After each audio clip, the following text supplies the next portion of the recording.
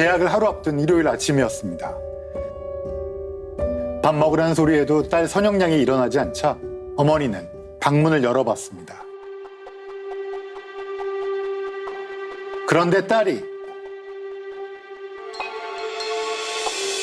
온데간데 없는 거예요.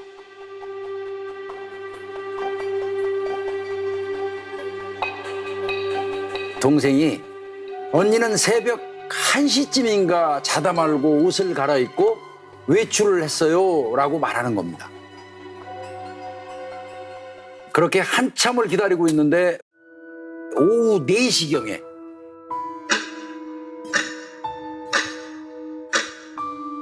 TV에서 뉴스 속보가 나오는 겁니다.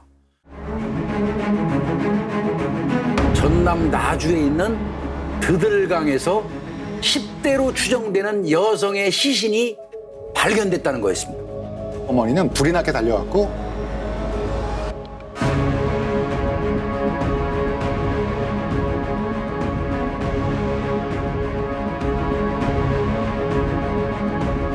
그곳엔 차갑게 굳은 딸이 누워 있었습니다.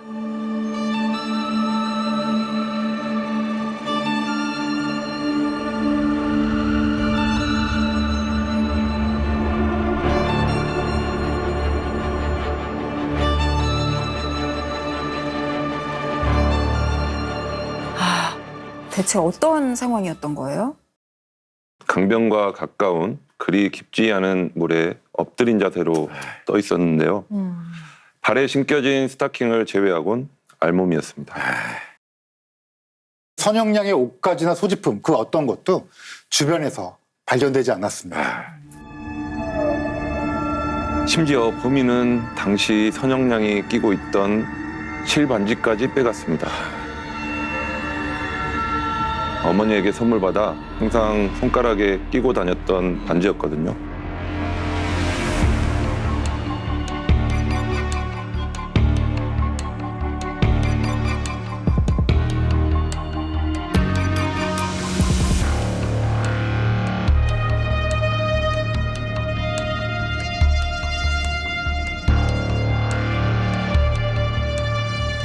증거를 인멸하기 위해서 일부러 피해자의 옷들을 벗기고 또 그걸 챙겨간 거군요. 이 범인이 대체 누굴까요? 2014년 검찰에서 연락이 왔어요. 사건 당시 부검을 진행했는데 사인이 불분명하다는 겁니다. 그래서 부검 감정서를 자세히 확인해 봤습니다. 피해자의 중요 부위에서 범인의 것으로 추정되는 체액이 검출됩니다. 즉 성폭행이 있었다고 보는 게 합리적이죠. 피해자의 얼굴에서 우려를 현상이 관찰되는데 시신에서 안면에 우려이 발견됐다. 이거는 사망할 때까지 목을 졸랐다는 뜻이 됩니다. 또 하나 폐와 신장에서 플랑크톤이 발견되는데 이것 역시 익사의 강력한 증거가 됩니다. 그래서 저는 이걸 범인이 물속에서 피해자의 목을 조른 것으로 봤습니다.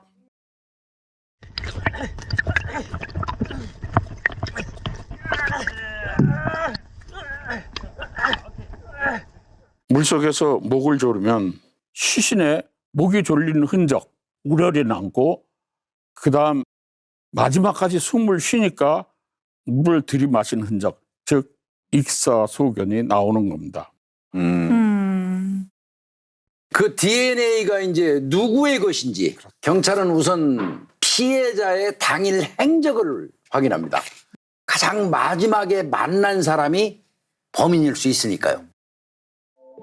선영양은 살해되기 전날 밤인 10시 55분경 집 전화로 남자친구와 약 40분간 통화한 사실이 확인됩니다. 그런데 선영양은 약 2시간 뒤인 새벽 1시 14분경 인터넷 채팅에 접속하게 됩니다. 그리고 그 직후에 집을 나서게 되고요.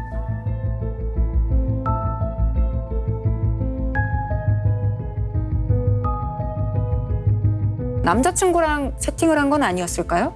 경찰도 당시 남자친구를 의심하고 DNA 검사를 당연히 시행했습니다. 당연히 그런데 일치하지 않게 나온 거예요. 오. 그럼 선영양을 본 목격자는 혹시 없었나요?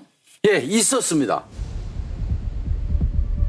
목격자는 이제 같은 동네에 사는 17살 남학생이었는데요. 선영양이 새벽 3시 30분경에 광주 시내에 있는 한 오락실 앞에서 2명의 남성하고 이야기하고 있는 것을 봤다는 거예요. 어.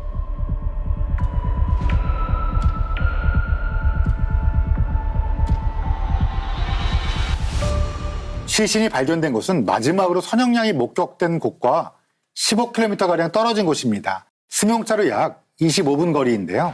그럼 범인은 본인의 차량에 피해자를 태워 이동했을 가능성이 큽니다. 범인은 당시 증거 인멸은 했지만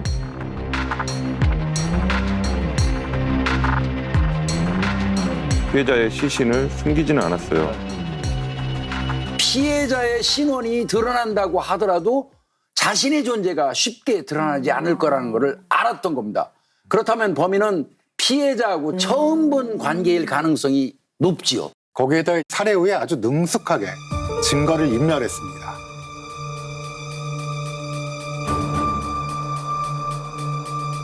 그만큼 범죄 경력이 아주 많은 전과자일 가능성이 높다고 판단됩니다. 그러면 가깝고 친밀한 관계는 아니지만 인근에서 접할 수 있는 전과자를 조사해 보면 되겠네요. 경찰은 선영양의 주거지 인근에 있는 동일 수법 전과자 등등을 조사를 합니다. 그래서 그 사람들을 대상으로 많다. DNA 검사를 합니다. 그러면 그 중에 범인이 나왔나요? 일치하는 사람이 없었습니다. 너무 답답하네요. 그런데 사건이 미제로 남은 지 11년 만에 네. 죽음의 진실이 수면 위로 떠오르게 됩니다. 수백 명을 추적했을 때도 나오지 않았던 DNA의 주인공이 네. 예상치 못한 곳에 숨어 있었습니다. 어떻게요? 장기 미제 성폭행 사건의 해결을 위해서 경찰, 검찰 간 데이터베이스를 교차 검색하는 그 과정에서 2012년도에 드들강 사건 범인의 DNA하고 일치하는 사람을 찾아내게 되는 겁니다. 2003년 세상을 떠들썩하게 했던 전당포 살인사건 범인인 김수용이라는 인물이었습니다. 그러니까 선영양을 살해한 범인이 이후 또 다른 사건을 저지르다가 잡혔다는 거죠? 드들강 사건 2년 뒤인 2003년 김수용은 강도 살인을 저지르고 무기징역을 선고받습니다. 그러니까 DNA 일치 결과가 나온 2012년까지 약 9년간 쭉 교도소에 있었던 거죠.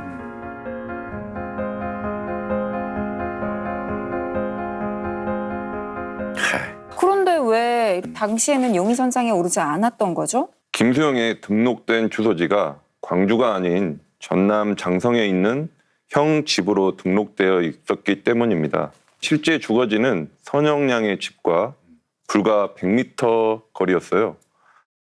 그럼 바로 장기미제 사건이 해결된다는 거 아닌가요? 그런데 DNA가 일치했다고 해서 그게 살인했다는 직접적인 증거가 된다라고 확신할 수는 없어요. 본인의 자백이 있어야지 이게 DNA와 함께 큰 영향력을 발휘할 수 있는 거죠.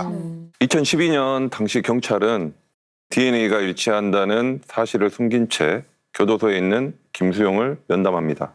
그런데 김수용이 범행 일치를 부인을 합니다. 선영양을 아예 모른다고 그랬어요. 아예. 누군지 예, 아예 모른다. DNA 검사 결과를 보면은 기억이 나지 않을까요? DNA 일치 사실을 듣고 난 뒤에는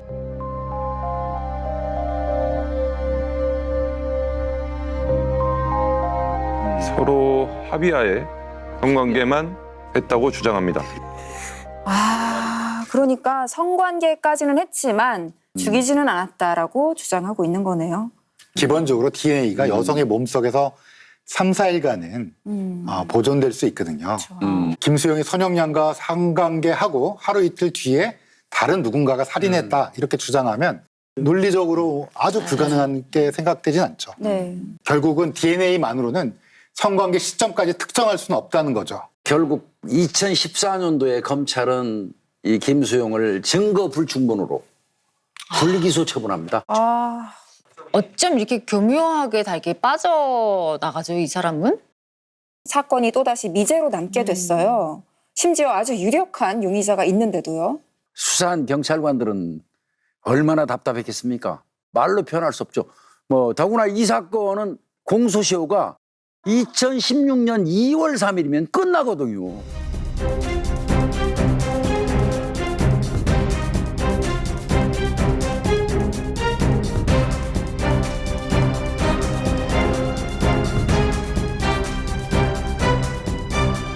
그래서 공소시효를 1년 남겨둔 2015년 3월 경찰은 사건 해결을 위해 미제 사건 전담팀을 꾸립니다. 원점에서 다시 수사를 시작합니다. 먼저 DNA의 주인인 김수용의 과거 행적을 따라가 봤는데요. 사건 당일 새벽에 선영양이 인터넷 채팅을 하다가 외출했었잖아요. 네. 그런데 김수용 역시 그 무렵 같은 채팅 사이트를 통해서 여자들을 만났다는 사실을 이번에 확인하게 됩니다. 경찰은 김수용과 채팅으로 만난 여성들을 하나하나 찾아가요. 그래서 이제 탐문 수사를 벌였습니다. 그런데 새로운 사실들이 드러나기 시작합니다. 어떤 피해자는 김소영에게 성폭행을 당했는데 그 장소가 저수지 부근이었다는 겁니다. 그것도 김수영의 차 안에서 벌어진 범행이었어요. 선영양 때랑 너무 비슷한데요. 또 다른 피해자 역시 강변에서 많이 두들겨 맞았다. 김소영이 자신을 수차례 때리면서 목 졸라 죽이려고까지 했다고 진술했습니다. 근데 그분들은 왜 신고를 한 명도 안 했을까요? 여성들의 나이가 전부 다 어렸어요. 중고등학생이었거든요. 그리고 김수용하고 같은 동네에 살고 있었기 때문에 보복이 두려워서 신고할 수 없었던 거죠. 경찰은 당시 김수용과 함께 수감 중이었던 동료 재소자에게서도 결정적인 증언을 확보합니다. 무용담이랍시고 그 안에서 막 자랑하고 그러는데 김수용이하고 같은 방에 있던 범죄자가 이런 얘기를 들었다는 거예요. 내가 예전에 한 여고생을 PC방에서 우연히 만났는데 그 여고생을 차에 태워서 어딘가로 데리고 가는데 가는 길에 이 과적 검문소가 있더라. 이런 말을 했다는 거예요. 경찰이 듣고 확인해 봤더니 그게 다 맞더라는 겁니다. 범행에 대한 설명은 더 구체적이었습니다. 여고생이 성관계를 거부하자 제압하고 강제로 범행을 저질렀다. 저항하니까 입을 막으려 했는데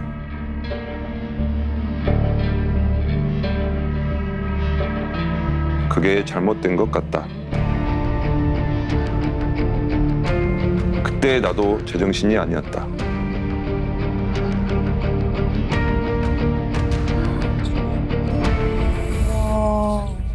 이게 다 말뿐이잖아요. 뚜렷한 물증을 잡아야 되잖아요. 그래서 당시 정말 많은 자료를 몇 번이고 다 확인했습니다. 그런데 선영양이 죽기 전 남긴 다이어리에 의미심장한 문구가 발견됩니다. 선영양이 죽기 두세 달 전인 2000년 11월에 다이어리였어요. 맞아. 그런데 11월 30일에 마법이라는 글자가 적혀 있는 겁니다.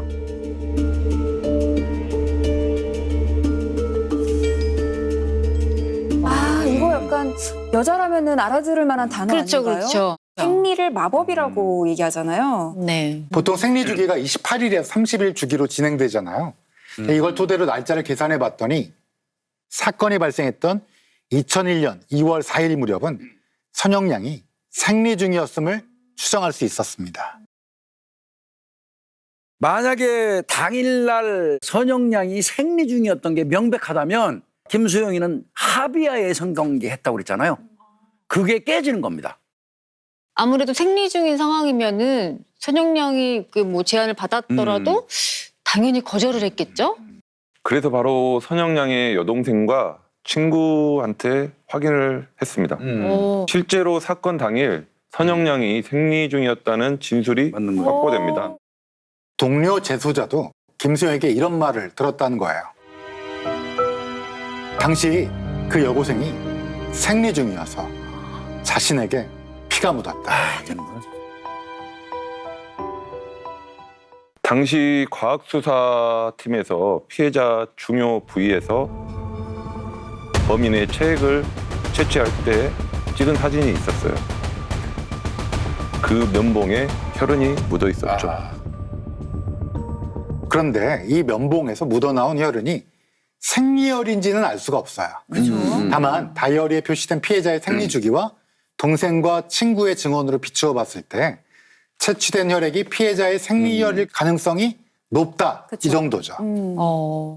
마침내 경찰은 용의자 김수용을 다시 검찰에 송치했습니다. 그리고 검찰 역시 곧바로 재수사에 착수했어요. 검찰은 다시 한번 법의학자에게 자문을 구합니다. 2016년 검찰 측에서 의뢰가 왔습니다. 피해자와 용의자의 선고관계 시점하고 그다음에 피해자의 사망 시점 그 사이의 시간차를 알 수 있는 어떤 실마리가 있는지 그걸 확인해 주라는 얘기입니다. 제가 수많은 감정을 해봤는데 그런 사례는 들어본 적도 없었어요. 그런데 수사 자료 중 내가 보지 않은 부분이 한 너댓 장이 있었어요. 네. 피해자의 몸에서 어떤 방법으로 그 체액을 채취했는지 그거를 설명하는 부분인데 네. 채취할 때 꺼지를 감아서 솜방맹이처럼 만들어가지고 집게로 집어서 처음에는 중간쯤 집어넣고 두 번째는 아주 깊숙이 집어넣는 해서 그 체액을 따내는 그런 방법에 대한 기술 부분이었습니다. 이상한 말이 나오는 거예요. 첫 번째 채취한 연병에서는 무색의 정액만 묻어나오고 두 번째 채취한 연병에서는 정액 외에 혈흔도 같이 묻어나오는데 네. 그 두 가지가 섞이지 않는 상태라는 겁니다. 이게 뭘 의미하죠?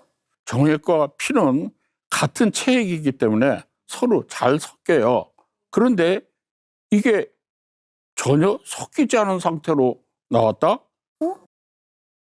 이게 무슨 말이야? 그래서 이걸 갖고 낑낑거리면서 한 일주일을 보냈습니다. 그러다가 직접 실험을 한번 해보기로 결정을 했습니다.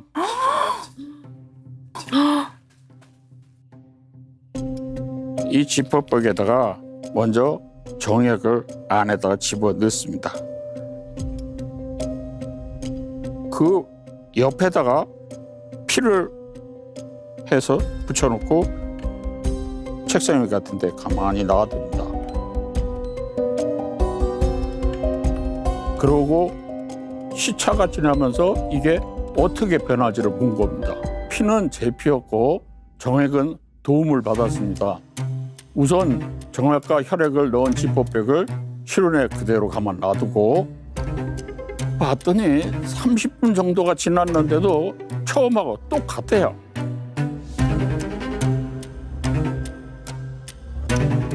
그대로 놔두고 6시간 반을 봤는데 그때서 겨우 이 경계선에서 섞이기 시작을 하더라고요. 이 두 번째 실험으로는 똑같은 지퍼백에다 정액하고 혈액을 붙여놓고 손에다 들고 아주 조심스럽게 걷기 시작을 했어요. 이렇게. 가능하면 안 움직이도록. 그렇게 하고 봤는데 한 5분 지나니까 이 섞이기 시작을 해요. 15분 지나서 보니까 완전히 섞여서 균질하게 붉은색으로 되더라고요. 뭘 뜻하는 거냐 이게. 피해자의 숨진 시점이 성관계가 끝난 바로 시정하고 바로 아주 밀접했다는 겁니다. 만약 피해자가 용의자를 성관계 한 후 조금이라도 움직였다면 혈액과 정액은 섞였겠죠. 결국 피해자는 성폭행을 당한 후에 바로 살해된 것으로 봐야 될 겁니다. 대단하다. 완전 소름 끼치는 것 같아요. 아니 진짜 법의학으로 이런 것까지 다 증명이 된다는 게 진짜 너무너무 놀라운 것 같아요. 또 다른 증거들도 있었습니다. 피해자의 머리를 보면은 후두부, 두정부, 측두부에서 두피와 출혈이 있었는데 그런데 이 상처들 중 물속에서 들어가 생길 수 있는 손상은 후두부 상처뿐입니다. 예. 이 말은 뭐냐면은 피해자는 성폭행 과정에서 반항하지 못할 정도로 저항력을 상실을 당했다는 겁니다. 아, 그리고 짧은 시간 내에 물속에서 숨진 거죠. 교수님의 실험으로 결국 범인의 주장이 깨졌어요. 그럼 이제 어떻게 되는 건가요? 바로 검찰은 김수용을 강간살인죄로 기소했고요. 결국 김수영에게는 사건 16년 만에 무기징역이 선고됩니다. 이미 무기징역을 살고 있었잖아요. 예. 무기징역을 또 받을 수 있어요? 무기징역 2번 받았으니까 이제 김수용은 영원히 이 사회로 나올 수는 없겠죠. 진짜 다행이네요. 범인이 재기소되던 날이 선영양의 생일이었어요. 아이고야. 어머니가 정말 많이 우셨던 모습이 아직도 기억에 남아 있습니다. 아이고. 현직에 있는 수사관들한테 엄청난 교훈을 주는 그런 사건이기도 합니다. 초기에 수사관들이 기록한 사건 자료들도 정말 이게 큰 도움이 됐지 않습니까? 네. 사건이 뭐 지금 당장 해결이 안 된다고 하더라도 자료를 잘 남겨놓으면 언젠가 내가 아니면 내 후배, 내 후배의 후배가 그 기록을 근거로 해서 범인을 검거할 수 있지 않겠어요? 뭐 저 같은 경우도 32년 동안 후회 없이 수사했다고 했는데 딱 하나 한같은 사건이 하나 있습니다. 한 건 해결을 제가 못했어요. 그런데 이제 그거는 뭐 제 능력이 부족해서 검거하지 못했지만은 언젠가는 후배들이 재수할 때 쓰라고 저 같은 경우는 자료는 꼼꼼히 챙겨가지고 캐비넷에 이렇게 쟁여놨어요. 내가 못 잡아도 내 후배의 후배가 검거할 겁니다. 16년간 딸을 잃은 고통과 슬픔 속에 살던 어머니는 드디어 마음의 짐을 내려놓을 수 있었습니다. 소녀가 남긴 마지막 증언에 귀를 기울인 법의학자와 형사의 집념 덕분이었겠죠. 스모킹건 여기서 마치겠습니다. 냉동 탑차 안에서 3명이 숨진 채 발견됐습니다. 장 씨, 오 씨, 최 씨였는데요. 10년도 넘은 사이였다고 합니다. 그런데 충격적인 사실이 밝혀집니다. 공범이 9명이라고요? 와, 판이 크다. 더욱 놀라운 사실이 밝혀졌는데요. 장 씨의 재산을 모두 합치면 1,000억 가까이 된다고 합니다. 처음부터 치밀하게 설계한 하나의 판이라고 하는 거죠. 세 사람이 갈등이 깊어지면서 장 씨가 2사람을 살해한 뒤에 본인은 고의적 자해를 했다. 장 씨의 유족들은 장 씨 역시 타살이다. 누군가가 장 씨를 죽이고 고의적 자해로 위장을 했다? 대체 무슨 일이 있었던 거죠? 추리소설이나 누아르 영화에나 나올 법한 얘긴데